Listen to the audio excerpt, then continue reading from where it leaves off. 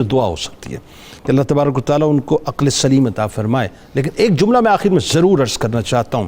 آج چونکہ ظاہر سوشل میڈیا کی یلغار ہے اور ہم صحیح کو غلط، غلط کو صحیح کہہ بیٹھتے ہیں، ہمیں پتہ ہی نہیں چلتا کیا صحیح ہے کیا غلط ہے، ہمیں معلوم ہی نہیں ہوتا.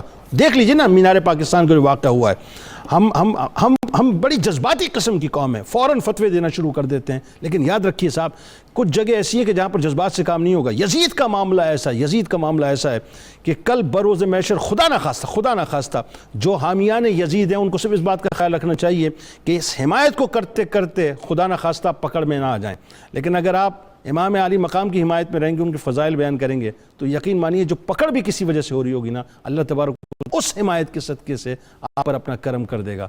تو ان غلاموں میں رہیں جو امام علی مقام کے غلام ہیں. اور آخر میں جملہ عرض کرنا چاہتا ہوں، غزہ پر پھر بمباری شروع ہو گئی ہے ناظرین، پھر بمباری شروع ہو گئی. اسرائیل اپنی جاہلیت سے باز نہیں آئے گا. میں ہمیشہ یہ بات کہتا رہا ہوں آپ کو، لہٰذا آپ نے بھی سونا نہیں ہے، غفلت اختیار نہیں کرنی ہے. جتنی پروڈکٹس ہیں یہودیوں کی اور اسرائیلی پروڈکٹس آپ کے گھروں میں، سب کو نکال باہر پھینکیں.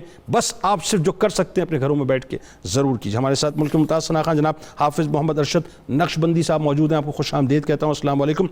آخر میں انشاءاللہ کتاب الشفا سے بڑی مصیبت کے خاتمے کے حوالے سے آپ کو وظیفہ بتائیں گے. فرمان نبوی صلی اللہ علیہ وسلم، جو شخص کثرت کے ساتھ یا حی یا قیوم برحمتک استغیث پڑھ کا ورد کرتا ہے، وہ ہر قسم کی مصیبت اور پریشانی سے محفوظ رہتا ہے انشاءاللہ. امام حسین علیہ السلام کا قول مبارک، اور بڑا کمال قول مبارک ہے، توجہ سے سنیے گا، کہ جو شخص کسی مومن کے کرب و غم کو دور کرے، جو شخص کسی مومن کے کرب و غم کو دور کرے، اللہ تبارک و تعالی اس کی دنیا و آخرت کے غم و اندوہ کو دور کرے گا انشاءاللہ.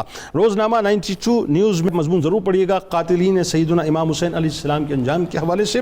ٹویٹر پہ میں ضرور فالو کیجئے، فیس بک پیج کو لائک کیجئے، اور یوٹیوب چینل کو سبسکرائب کر بیل آئیکن کو ضرور کلک کر لیجئے گا. آپ وہاں موجود ہیں، یہاں موجود ہیں.